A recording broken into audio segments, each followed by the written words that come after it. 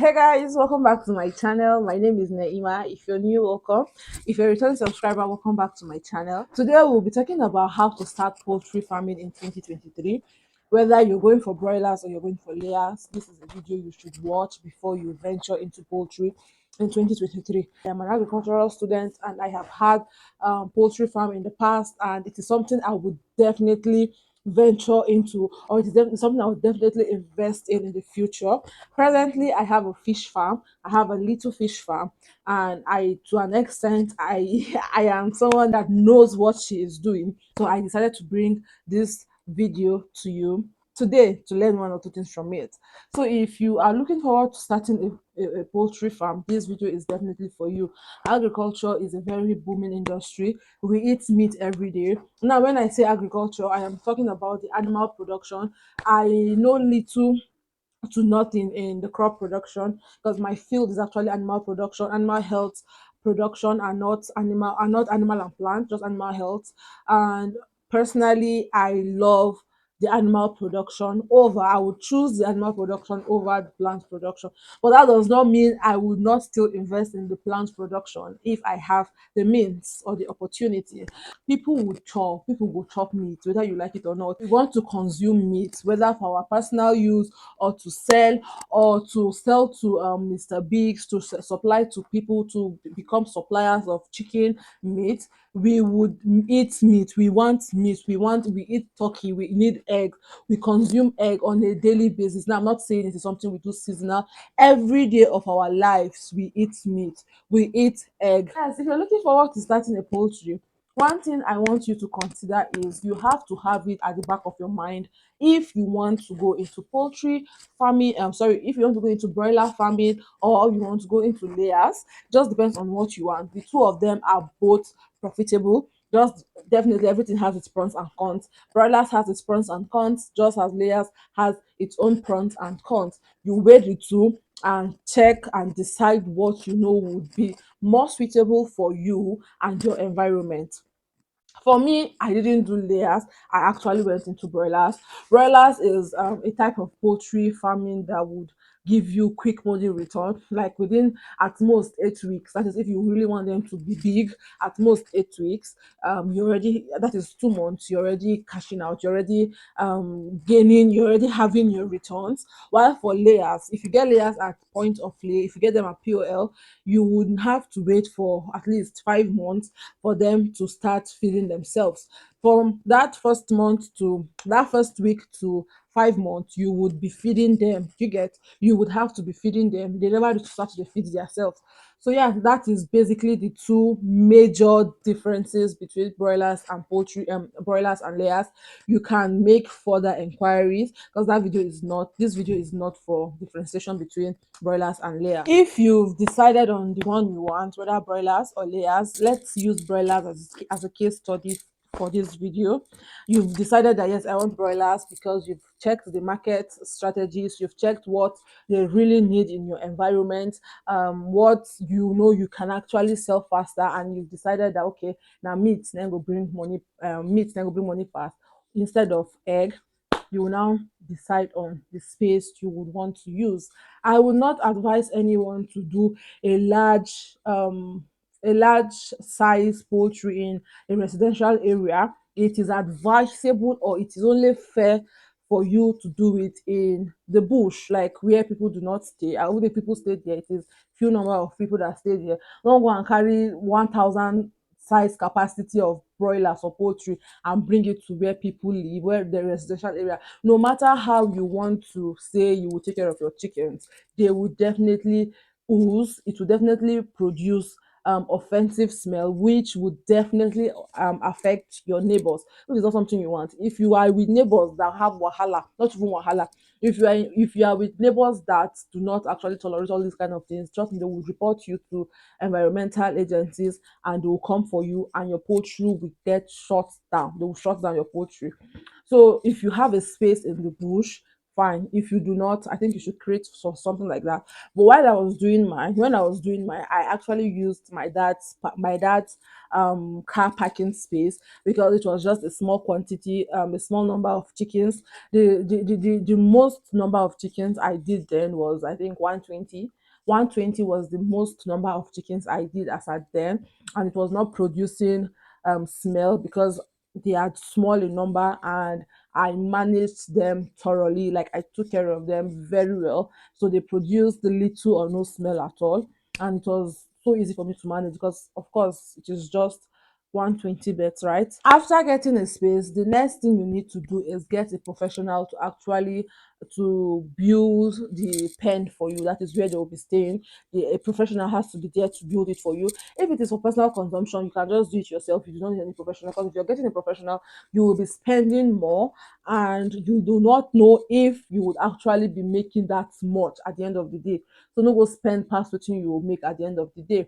I would use my poultry as a then as a case study for you, and I hope it benefits you one way or the other. Like I said, I used my dad car parking space then, and there was no need building anything. Of course, I just did it, and I just used the space I had without no evaluation, no measuring, or no. Though I made sure there was cross ventilation, because you need cross ventilation in your poultry, especially when they are big. When they are small, they may not be cross ventilation, because then you would be shielding them from cold, protecting them from excess cold and excess heat.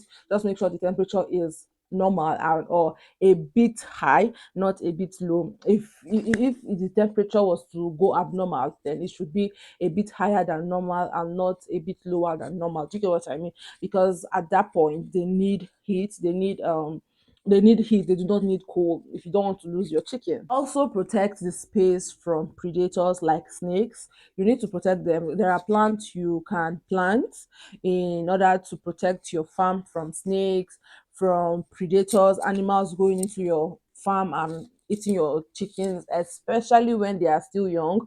Snakes, rats, and even cats too. Cats do feed on chickens, small chickens, chicks. If you're not careful, you will just come into your farm one day and find out that your chickens are there, they are all gone. You only see wound on their body, they are all gone. Maybe a snake had chance and went into the farm and help you eat your chicken. So you need to protect them from all of those predators and all. Also, you need a brooding space if you're starting a poultry farm. You cannot just build a big poultry pen and then buy chicks of day old and then just pour them into the pen. It does not work that way. You need a brooding space. For me then, I was using the inner space of my dad's car parking space. I was using the inner space that was available. It was way smaller than the outside part of the car parking space. So that was what I was using, and it was effective. I used it well. It yielded a very good result for me. So you need a smaller space for your brooding, where you nurture, or where you take care of your chickens from day old till a week plus, and then bring them to a bigger space. You don't just leave your chickens to walk around, especially if they are broilers, because if you leave them to walk around, like you give them bigger space and they walk around that space, trust me, you would spend more, because you would have to feed them more. We need meat from them, so it's just like I am eating and I am shedding out the fat. I am eating and I am shedding out the meat. I am shedding out the flesh. That is not what broilers need. They need a confined space. And when I say confined space, no go choke them. Everything should be on the average. So they need a bit confined space, so that they will not have chance to walk about in the pen and then lose or shed fat, which will make everything to be just more like pouring water into a basket. You're just pouring water, it will not get filled up. You will continue pouring and it will not get filled up, because they have space to actually exercise, which is not needed for poultry, broiler farming to be specific. Next is, you have to decide if you'll be using a deep litter system or a cage system. Now, a cage system is when you buy or make a cage for them and put them in. This one, now when they don't already grow, put them in. Or a deep litter, where you just pour sawdust on the floor and put them on the floor. It just depends on what you want. But for me personally, I would, because when I was doing my own, when I was rearing my own chickens, they were broilers, so it was a deep litter system I used. But if they were layers, I would have used cage. Now there are still pros and cons to all of these deep litters and cage system that I am saying. If you're using cage system, it occupies a lot of space, a space that would normally take, let's say, 1,000 broilers or 1,000 layers, would now have to take 700, 600 chickens. Wow, because they are using cage, it has occupied the space. So there are still pros and cons to all of this. It is now left for you to decide. A layer bird actually need to exercise. A broiler bird do not need to exercise, even if it needs to exercise, not that much compared to a layer bird. So all of this, so if they're in a cage, you shouldn't expect them, they can you are confining them, so they cannot exercise, which is actually not good for the layers. So it now depends on you to decide, check the pros and cons, and decide on which one you want, whether you want the layer the cage system, or you want the deep litter system. And the last one is disinfect your pen, disinfect your equipment, your trays, your feeders, your cages, your just disinfect the pen entirely. Everything that you know you would be using for your chicks, disinfect them, and book for your chicks. I don't think for here in Kaduna there are days that chickens are being ordered and delivered. I think they are delivered here on Tuesdays and Fridays. So you cannot just walk out of your house and go get chickens, except maybe of course someone that ordered did not come for it and it is there. Then instead of allowing the chickens die or allowing the chicks die, they sell it to someone else and refund the money. I don't know. But you can order any day and have it delivered to you, not to you, but have it delivered to the depot on Tuesdays and Fridays. Order your chickens, order your, what is it, order your feed, and have it delivered to you, and you start your poultry farm. Those are basically the things you need to put into consideration before starting your poultry farm. And note, you need to know the market strategies, closeness to the market, proximity to the market, and how it will be easy for you to access customers. If you would want to be selling them to personal users, or you want to be selling as per chain business where you sell it as a wholesaler to a retailer and to a final consumer, just depends on what you want or what you think it will be easier or available for you.